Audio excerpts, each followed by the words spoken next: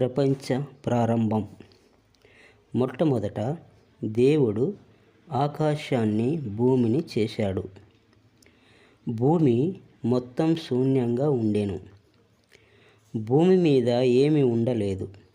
మహాసముద్రాన్ని చీకటి ఆవరించి ఉండెను. దేవుని ఆత్మ నీళ్ళ మీద సంచరిస్తూ ఉండెను. మొదటి రోజు వెలుగు. అప్పుడు దేవుడు వెలుగు కలుగును గాక అన్నాడు. వెలుగు ప్రకాశించటం మొదలైంది. దేవుడు ఆ వెలుగును చూశాడు. ఆయనకు అది చక్కగా కనబడింది. అప్పుడు దేవుడు ఆ వెలుగును చీకటి నుండి వేరు చేశాడు. వెలుగుకు పగలు అని, చీకటికి రాత్రి అని దేవుడు పేరు పెట్టాడు.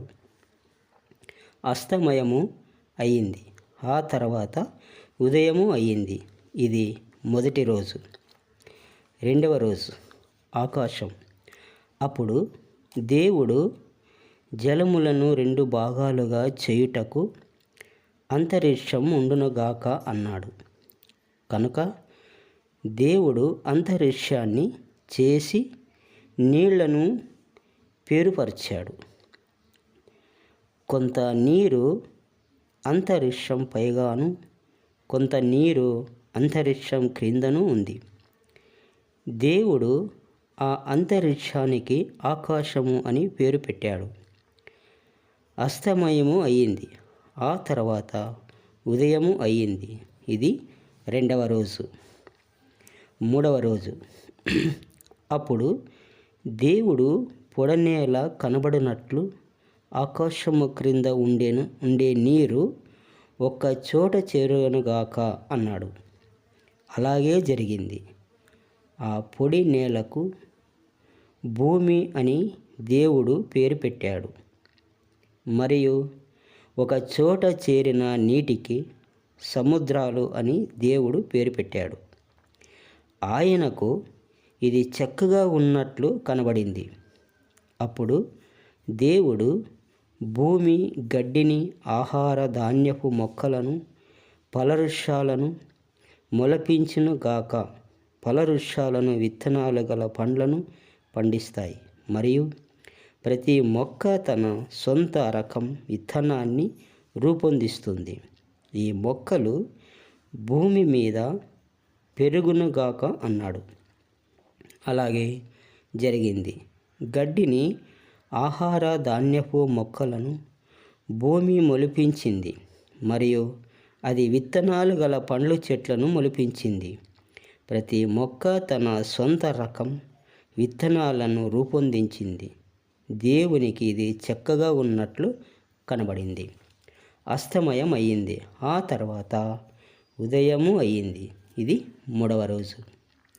నాలుగవ రోజు సూర్యుడు, చంద్రుడు, నక్షత్రాలు. అప్పుడు ఆకాశములో జ్యోతులు ఉండునుగాక. ఈ జ్యోతులు రాత్రి నుండి పగలను వేరు చేస్తాయి. జ్యోతులు ప్రత్యేక సంకేతాలను, ప్రత్యేక సమావేశాల ప్రారంభాన్ని సూచించేందుకు ఉపయోగపడతాయి. మరియు రోజులను, సంవత్సరాలను తెలుపుటకు అవి ఉపయోగపడతాయి.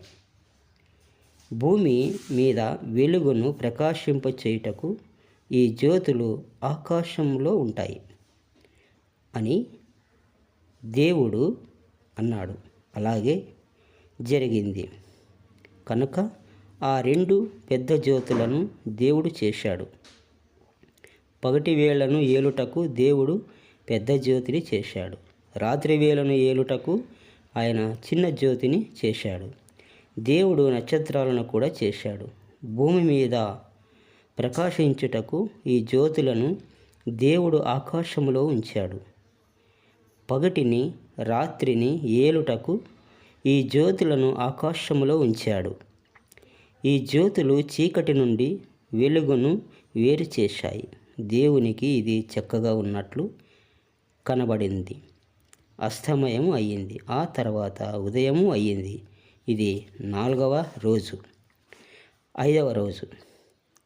అప్పుడు నీళ్లు అనేక ప్రాణులతో నిండిపోవును గాక, మరియు భూమికి పైగా గాలిలో ఎగురుటకు పక్షులు ఉండును గాక అని దేవుడు అన్నాడు. కనుక దేవుడు సముద్రపు పెద్ద జంతువులను చేశాడు. సముద్రములో సంచరించే ప్రతి ప్రాణిని దేవుడు చేశాడు. సముద్రపు జంతువులు ఎన్నో రకాలు ఉన్నాయి. వాటన్నిటినీ దేవుడు చేశాడు. ఆకాశములో ఎగిరే ప్రతి రకం పక్షిని కూడా దేవుడు చేశాడు. మరియు ఇది చక్కగా ఉన్నట్లు దేవునికి కనబడి ఉంది. ఈ జంతువులను దేవుడు ఆశీర్వదించాడు అని అనేక పిల్లల్ని ఈని సముద్రాల నిండిపోవాలని దేవుడు వాటితో చెప్పాడు. అస్తమయము అయ్యింది. ఆ తర్వాత ఉదయము అయ్యింది. ఇది 5వ రోజు. 6వ రోజు భూజంతువులు మనుషులు. అప్పుడు దేవుడు భూమి అనేక ప్రాణులను చేయునుగాక, అనేక రకాల జంతువులు ఉండునుగాక, పెద్ద జంతువులు, ప్రాకి అన్ని రకాల పురుగులు, చిన్న జంతువులు ఉండునుగాక. మరియు ఈ జంతువులన్నీ ఇంకా వాటి రకపు జంతువులను ఎక్కువగా వృద్ధి చేయునుగాక అని దేవుడు అన్నాడు. ఈ సంగతులు అన్నీ జరిగాయి. కనుక దేవుడు ప్రతి రకపు జంతువును చేశాడు. క్రూర జంతువులను, సాధు జంతువులను, ప్రాకుచుండు చిన్న వాటన్నిటినీ దేవుడు చేశాడు. మరియు ఇది చక్కగా ఉన్నట్లు దేవునికి కనబడి ఉంది. ఇప్పుడు మనం మనిషిని చేద్దాం, మన పోలికలో మనుషుల్ని చేద్దాం. మనుషులు మనలా ఉంటారు. సముద్రములోని చేపలన్నిటి మీద, గాలిలోని పక్షులన్నిటి మీద వారు ఏలుబడి చేస్తారు.